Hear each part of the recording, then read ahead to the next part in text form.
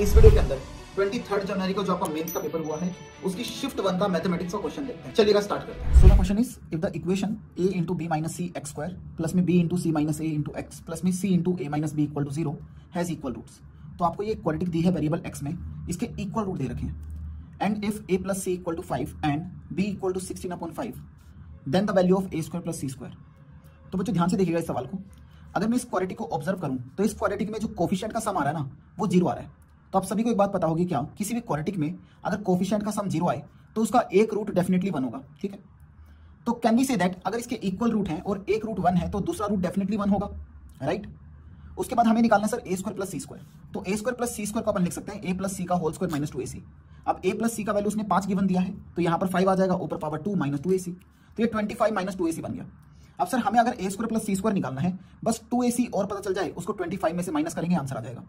अब एक काम करते हैं, अगर हमें दोनों रूट पता है तो आपको पता है कि यार जो प्रोडक्ट ऑफ रूट्स होगा वो c अपॉन a के बराबर होगा।